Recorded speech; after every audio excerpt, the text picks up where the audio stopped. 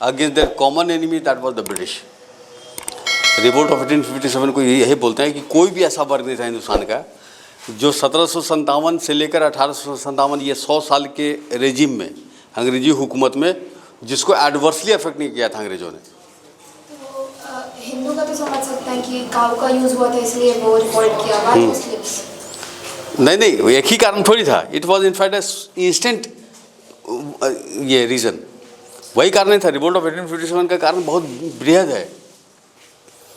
Revolt Muslims because it was also said that the cartridges of NP2 typhus, they were smeared with the fats of cows and pigs. Pig is a religious taboo for the Muslims and cows are religious taboo for Hindus. Cows nahi, fats of cows, fats of pigs, they are religious taboo for the Muslims and cows of the Hindus.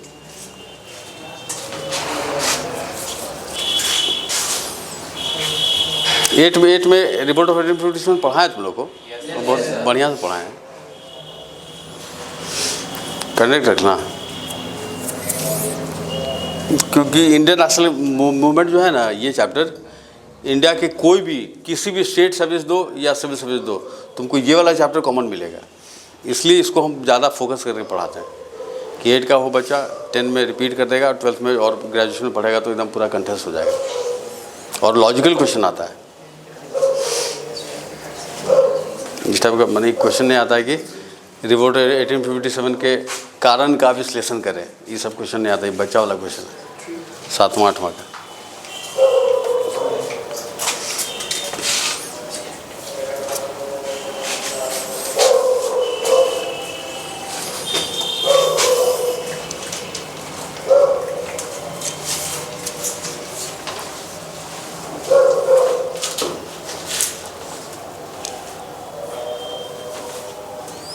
Clear यहाँ तक?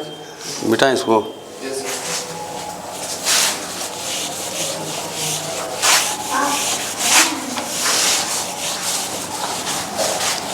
अरे सब तुम्हारे गलत समय पैदा हुआ है तो तुम्हारे लिए इसे बुढ़ारी में करना पड़ा, नहीं तो पहले ही कर लिए होते ना यार।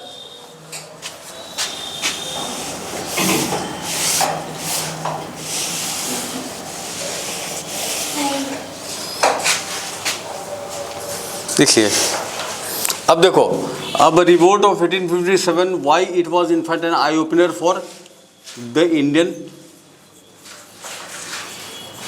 it was in fact an eye opener for the British government, and what strategies that they made to fragment India we have already discussed. Why it was an eye opener for the Indians? क्योंकि elitist Indians, educated Indians, small group of educated Indians, they were of the opinion that they have every section of India, they have actively participated in the revolt and तन मन धन से लड़ रहा था। Every Indian was fighting with dedication, determination and devotion, but we lost the game. Within 1 year 1857 के से लेकर 1858 तक आते आते every bit of India that was won by the Indian sepoys, it was lost back by the Indian people. India के द्वारा 1857 की क्रांति में जो जैसे मेरठ जीते, मेरठ से हम दिल्ली पहुँचे, तब तक मेरठ रिकैप्चर हो गया था। तो by 1858 within a flip of an eyelid, माने एक साल के अंदर में every bit of India that was won by the Indians during the revolt of 1857 it was lost back by the Indians. फिर से जीती है वो लोगों ने। तो हिंदुस्तान के सब लोगों को नहीं, सबको लग रहा था कि वहाँ पे मारे बड़ा बढ़िया से, वहाँ पे तो एक फट में लिख ना एबाल धर रहे लिए और बाद फिर दांत काट के मुँह दिली, इस टाइप का बात हो रहा था। पर ये जो एजुकेटेड इंडियंस थे, जिनको बनाना था इंडिया का, आज़ादी जीतना था, उनको समझ में आ रहा था कि इट इज़ इम्पॉसिबल और it is humanly impossible for Indians to defeat the British in an open battle field. Declared way में चैलेंज करके अंग्रेजों को हराना आसान नहीं माने नामुमकिन है इंडियंस के लिए। But they have to eliminate the British out of India. It was not possible for Indians to defeat the British in an open declared warfare, but they needed the expulsion of the British out of India. India से बाहर भगाना है उनको, तो क्या करना चाहिए? तो इसका मतलब they will have to restrategize their total strategy, total formula, how they are going to machinate or how they are going to facilitate the elimination of the British from India. ठीक है, माने लड़ के उनसे जीत नहीं सकते, पर उनको डिफीट तो करना है आपको. You are having the devotion of eliminating the British out of India. तो इसका मतलब होता है कि कोई दूसरा तरीका अपनाना पड़ेगा. और दूसरा तरीका अपना क्या तरीका है. और दूसरा तरीका है, देखो अब यहाँ पे देखो कि as far as political formation of political parties or political organizations in India was concerned, it started in the 1850s as well. Regional political parties or regional political organizations, they have already come into India in the 1850s, and they were working continuously for more than 10 years, but they were not giving any suitable results.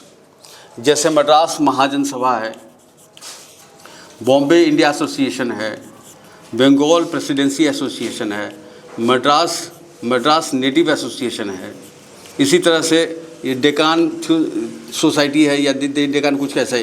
तो more than 10 regional political organization they were already working in India since last 10 years, and they failed to give the expected results जो हम expect कर रहे थे कि ये लोग करेंगे.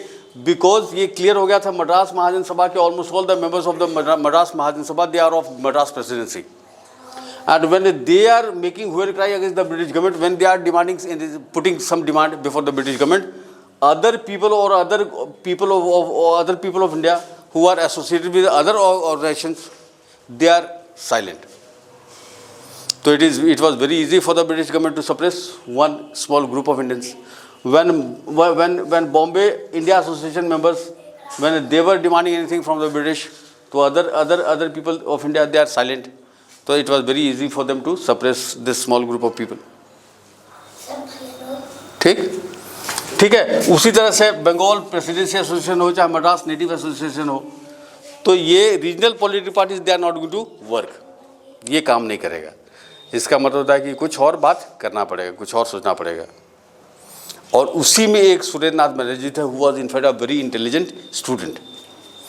तो during his student period he was studying every details of the history of political organizations or regional political organizations and their workings in different parts of India.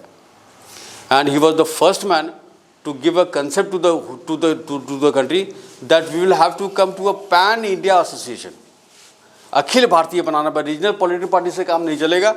If we have to do any concrete against the British government, so we will have to come together. Whole India will have to come together. And therefore he was the first man to conceptualize the formation of a pan India political organization.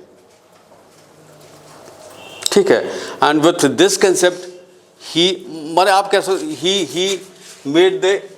called or he invited people from all over India, and in the last week of December 28 से लेकर 30 दिसंबर 1883 को he invited delegates from all over India in Calcutta with the single agenda of forming a pan-India political organization. But it did not mature. ये mature नहीं किया. पर some people, और ये कहा जाता है कि at least one delegate from all districts of India, they have come there, and therefore he gave his concept.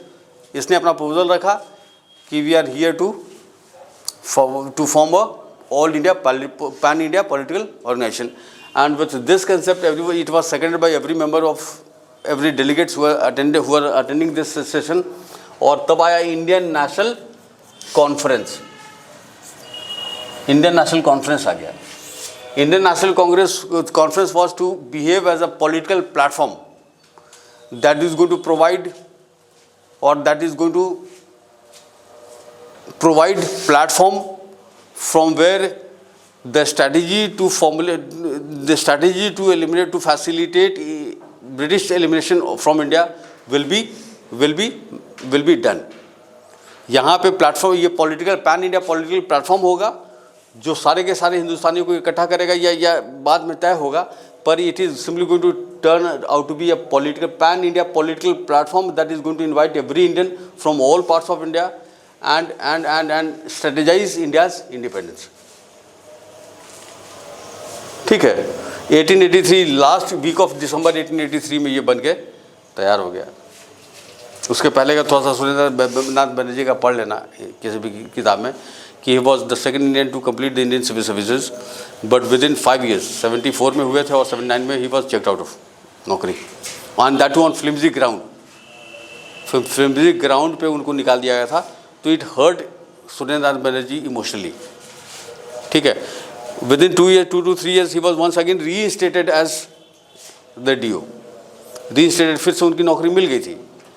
But within this 2 years he was tortured, mentally tortured to such an extent that he simply left his नौकरी and he plunged himself into the active politics of India। और 83 में, और देखो 1 साल के thought का नतीजा क्या था कि इंडियन नेशनल कॉन्फ्रेंस वॉज एक्चुअलाइज्ड। ठीक,